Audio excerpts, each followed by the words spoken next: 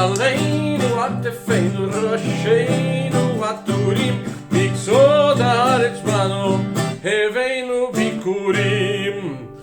As nossas cestas estão nos nossos ombros, estão cheias das primícias, as primeiras frutas. Miuta, miuta, mishomron, minaemek ve'agalil. A gente está vindo de Judá, a gente está vindo de Shomron, a gente vem do vale, a gente vem tocando músicas. Banu derech anu bikurim itanu, batov ha'ebechalil, batov ha'ebechalil. E a gente vem tocando tambor e flauta. Nossa, parece que o povo tá bem alegre, né? Agora, por que o povo tá tão alegre? Porque chegou Shavuot. Shavuot significa ot, plural feminino, significa semanas em hebraico. Então, Chag Shavuot, a festa de Shavuot é a festa das semanas. Mas a festa das semanas também é conhecida como a festa das primícias. E a festa das semanas e das primícias também é conhecida como Pentecostes. Uau! Agora, é uma festa com muitos nomes. E é uma festa muito importante. E eu vou explicar por quê. Shavuot, antes de qualquer outra coisa, é a festa que marca o recebimento da Torá, o Antigo Testamento. Lembra? Moisés sobe no Monte Sinai e recebe a Torá e traz pra gente o livro mais conhecido e possivelmente o mais influente da história da humanidade. Que tal? Shavuot. Shavuot celebra isso. Mas por que Shavuot recebe o nome de festa das primícias? Bom, porque Shavuot também, lá em Israel, é uma festa agrícola, porque tem a ver com as estações, quando nascem as primeiras frutas e a gente leva para o templo para oferecer as primícias para o serviço à eternidade. E por que Shavuot chama Shavuot, festa das semanas? Porque marca as 7 semanas entre Pesach e Shavuot. A gente tem 7 semanas. A gente já vai falar um pouquinho mais sobre isso, mas uma coisa muito importante é o seguinte: Pesach, quando a gente sai do Egito, marca a liberdade da alma. A gente sai de um lugar em que a gente tinha muito pouca liberdade e a gente vai para o deserto. E isso é o que a gente conhece como liberdade da alma, porque a gente começa a poder fazer as coisas que a gente quer na hora que a gente quer. Uau! Como é que fica um povo num deserto que pode fazer o que quiser, a hora que quiser, ir para o lugar que quiser? Imagina a pândega que deve ficar. Uma pessoa que simplesmente tem liberdade da alma ou liberdade intelectual, mas não sabe nunca para onde ir ou o que fazer, ela acaba praticando uma coisa que se chama libertinagem e não liberdade. Então, olha que interessante. Pesach é a nossa liberdade da alma. Aí a gente tem 7 semanas entre Pesach e Shavuot. Shavuot é a nossa liberdade do corpo. E como se dá a liberdade do corpo? Ué, eu não falei que em Shavuot é quando a gente recebe a Torá? A liberdade do corpo, ela acontece quando a gente abraça uma disciplina. Sem disciplina não existe liberdade. Pelo menos não no mundo que a gente está, em que existe tempo e espaço. Precisa de um mínimo de organização para que a gente consiga atravessar o nosso deserto, para que a gente não morra no meio do caminho, ou para que a gente não desperdice a vida fazendo nada. Então, Pesach liberdade da alma, saímos do Egito. Aí a gente tem 7 semanas, 7 Shavuot de refinamento espiritual para a gente se preparar para abraçar uma liberdade que nos faça livre, não só de alma, mas também de corpo. Não basta a gente ser livre no sentido de poder fazer as coisas, mas também ser livre no sentido de desfrutar dessa liberdade. Então essa disciplina a gente pratica no decorrer dessas 7 semanas. E olha que coisa interessante, ficou faltando eu falar de um nome, né? Pentecostes. Pentecostes se refere aos 50 dias. E aí que vem uma coisa interessantíssima, que 7 semanas são 49 dias. 50 dias são 50 dias. E segundo a tradição da Kabbalah, a gente tem 49 caminhos de Binah que a gente pode percorrer através dos nossos méritos. Mas Binah tem 50 entradas e você só pode obter esse 50º caminho, essa 50ª prática, esse 50º estado através da graça divina. 49 a gente pode buscar, a gente pode ter mérito e esforço, mas o de número 50 é concedido por Deus a nós, assim como foi com a Torá, essa revelação. Então, olha que bonito esse uso do tempo, olha que bonita essa maneira de organizar o tempo. A gente celebra a liberdade da nossa alma, e aí a gente tem 7 semanas que são conhecidas como a Cantagem do Homer. A cada semana a gente trabalha um aspecto da nossa vida emocional de 7 maneiras diferentes. Ou seja, ao findar de 7 semanas, a gente fez 49 exercícios espirituais para a gente evoluir e ser livre. E se Deus quiser, o 50º vem nessa festa conhecida como Pentecostes, como a festa da semana, como Shavuot, em que nos é dada a Torá. Se você pegar as festas judaicas, quase todas passam por isso, né? O homem, a humanidade, faz um esforço, se mexe, vai atrás de algo e a gente, de alguma maneira, estabelece uma relação com Deus e fica apto a receber a graça divina. Então existe um movimento do homem em relação à consciência e existe um movimento da consciência em relação à humanidade. Eu sempre uso esse exemplo da Magen Davi, da estrela de Davi. Tem um triângulo que é a matéria buscando a consciência, um triângulo ascendente. Mas também tem um triângulo descendente, que é a consciência chegando até a matéria. No caso de Shavuot, como é que isso acontece? Moisés, sobe o Monte Sinai e Deus se revela. Então existe um movimento ascendente, uma causação ascendente, existe uma causação descendente e assim é revelada a Torá. Uma coisa muito peculiar dessa revelação. Moisés subiu a montanha, sim, mas existiam 600.000 pessoas lá. Moisés não estava sozinho. Então é uma revelação que é inédita na história da humanidade, porque ela não é feita apenas a um profeta, ela é feita diante de centenas de milhares de pessoas que estavam no Monte Sinai.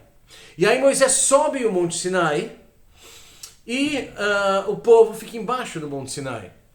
Aí tem muita gente que fala, o povo judeu ficou embaixo do Sinai. Não é verdade, porque ainda não tinha Torá. Se não tinha Torá, ainda não tinha judaísmo. Então, o povo eram os filhos de Israel, que são os filhos de Jacó, que tinham saído do Egito. Mas se você for ver, eram também os filhos de Jacó, os filhos de Israel, que estavam embaixo do Monte Sinai. Muita gente que saiu do Egito não eram descendentes de Israel, descendentes de Jacó. Então, entre mulheres, crianças, pessoas de diversas outras ascendentes e os filhos de Jacó, tinham centenas de milhares de pessoas testemunhando essa revelação. E quando Moisés desce com as primeiras cópias da lei, né? Quando ele desce, não eram nem as cópias da lei, era o original mesmo, né? Quando Moisés desce, o povo está cultuando o bezerro de ouro. Se você não conhece bem essa história, resumidamente, o pessoal fica com medo porque Moisés estava demorando mais do que eles acreditavam que seria necessário para descer. Eles acham que Moisés não vai mais voltar e conseguem convencer o irmão de Moisés a fazer um bezerro de ouro para eles adorarem, ao invés de estarem confiando em Deus. Quando Moisés chega lá, a versão mais infantil da história é Moisés vê o povo adorando um bezerro de ouro, fica revoltado e o que ele faz? Ele quebra as tábuas. Por que eu digo uma versão mais infantil? Porque acho que essa é a história que se conta para as crianças nas escolas. Mas depois começam a aparecer leituras bastante mais profundas desse e de tantos outros eventos relatados na Torá. Eu vou falar uma dessas leituras que eu acho que é muito interessante para a gente ver em Shavuot, que é o seguinte: quando Moisés ele está com a lei e ele vê o povo adorando o bezerro de ouro, segundo aquela lei, aquelas pessoas tinham que morrer. E Moisés fala, bom, então essa lei não serve para essas pessoas. Ele quebra a lei justamente para poupar as pessoas. E por que eu estou falando disso? Porque isso é algo importantíssimo para a gente entender, tanto na Torá quanto na Kabbalah, que é o conceito de justiça. Só com justiça o mundo não para de pé. Aliás, tem um Midrash que fala disso, que quando Deus criou o mundo só com justiça, o mundo não parou de pé. Qual que é o conceito cabalístico judaico de justiça? É justiça com amor. Gevurah, din, com chesed. Então, com as primeiras leis, eram só justiça. Então Moisés quebra essas leis. Ele fala, não dá. Senão a gente vai ter lei e não vai ter pessoas. As pessoas são muito falhas para existir só justiça. A gente precisa de justiça com amor. E aí, Moisés volta mais uma vez lá para o topo do Sinai. E aí, quando ele está lá, ele dessa vez ouve Deus falar a lei e ele escreve. Por que eu estou dizendo que ele ouve e escreve? Porque está na oração judaica, está escrito Alpi Adonai Beyad Moshe, da boca de Deus pelas mãos de Moisés. Uau! Para entender exatamente o que isso significa, vão ter várias interpretações. Tem muita gente que acredita que Moisés estava escrevendo por inspiração divina. Mas seja como for, mesmo que você queira ir pelo sentido literal, é da boca de Deus pela mão de Moisés. Por isso que a Torá é conhecida como os livros de Moisés. Ela é dividida em 5 livros e são conhecidos como a Lei de Moisés ou os 5 livros de Moisés. E esses livros são divididos em porções, conhecidos como Parshiot, que são trechos que são lidos a cada semana em sinagogas do mundo inteiro há milênios e que se relacionam com a energia daquela semana. Então o estudo da Torá é um estudo interessantíssimo também pelo seguinte: a Torá tem vários níveis de entendimento. Porque o que a gente entende é que a Torá que foi revelada no Sinai, ela foi revelada de maneira escrita, mas ela também foi revelada de maneira oral. Então, a gente conhece esses 5 livros que estão escritos de Moisés, mas o conhecimento que foi revelado lá não é apenas aquilo que está escrito literalmente nos livros. Existe toda uma tradição oral que foi revelada e a Kabbalah se ocupa bastante disso. E aí tem um outro motivo que é interessantíssimo. Mesmo esse texto que está na Torá, ele tem vários níveis de compreensão. Ele tem um primeiro nível que chama Pshat, que é ao pé da letra. É você ler aquele texto ao pé da letra e falar: a Torá é isso que está escrito ao pé da letra. Ele também tem um nível chamado Remes. Remes são pistas que tem na história que não estão lá ao pé da letra, mas se você estiver atento e souber ler, você vai ver pistas, às vezes até uma moral da história por trás do texto. Atrás disso tem Drash, que é um nível mais metafórico, que está na Torá, que se você também tiver um treino e tiver aberto, você consegue perceber. Finalmente existe um nível chamado Sod. Sod é o secreto.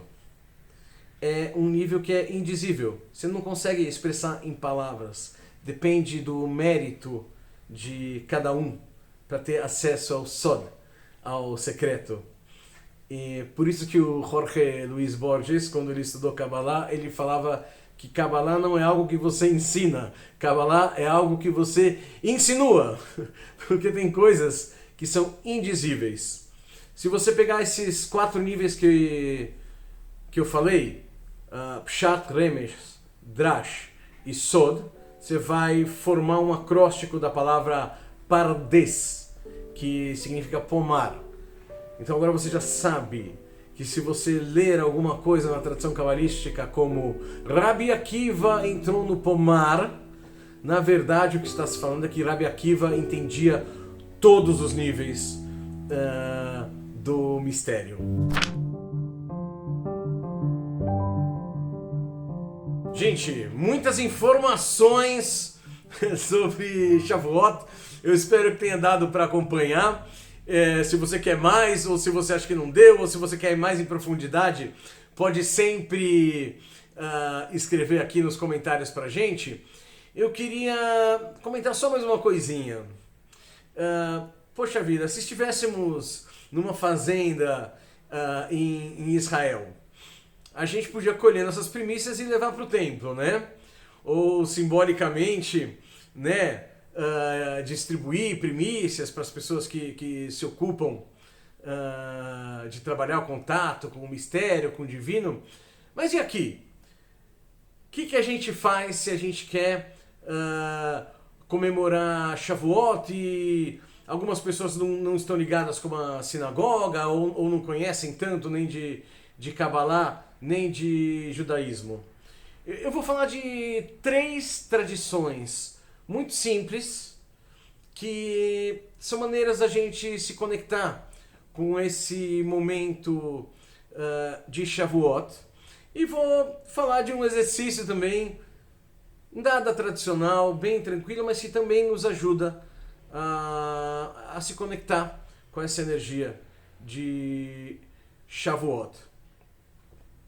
Primeira tradição, decorar a casa com plantas verdes jovens, que tem a ver com florescer.